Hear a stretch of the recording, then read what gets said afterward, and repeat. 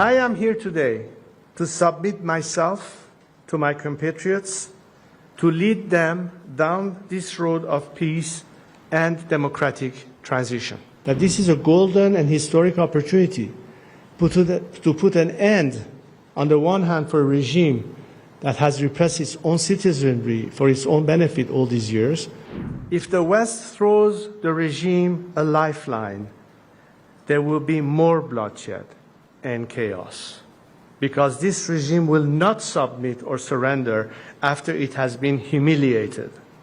It will lash out.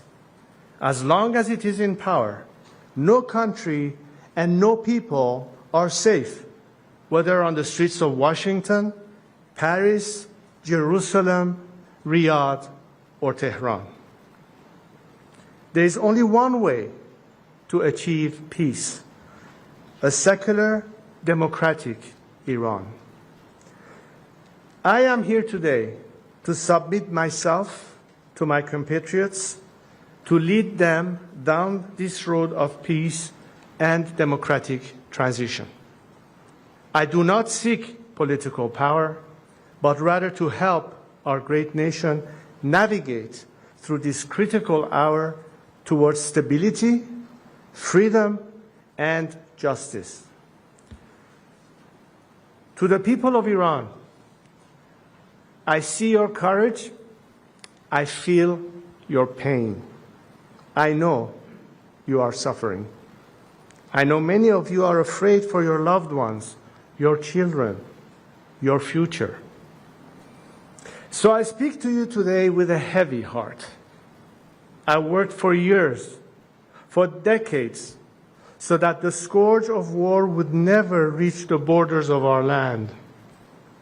Seeing the images of the people of Tehran forced to flee our beautiful capital, the explosions in Isfahan, the fires along the Persian Gulf, all fill me with pain. But more than pain, I am filled with anger, because this war is the result of the selfishness, hatred, and terror of one man, Ali Khamenei. While he directs this war from the safety of his hidden bunker, he uses our people as human shields.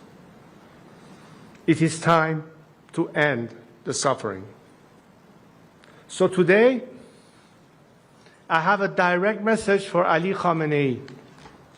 Step down, and if you do, you will receive a fair trial and due process of law, which is more than you have ever given any Iranian.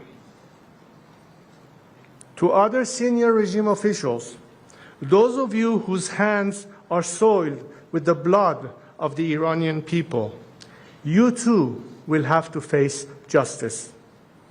But we will not repeat the mistakes in other failed transitions.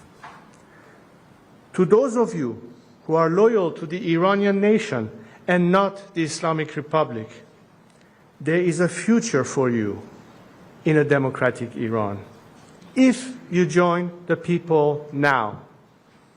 The choice is yours to make. I know these officers, these soldiers, these brave men exist because they are reaching out to me and telling me they want to be part of this national salvation. But now, greater coordination is needed.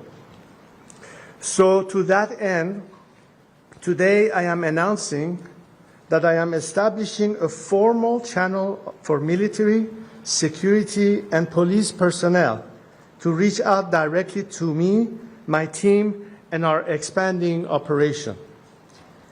This is a secure platform to efficiently manage the growing volume of inbound communications and requests from those breaking with the regime and seeking to join our movement. My position has always been throughout the years that it is not any foreign government's mission or job or policy to define it as being regime change. The question, however, is for this government to recognize that this is the ask of the Iranian people and in support of their liberal and democratic aspirations, where do particularly Western democracies stand?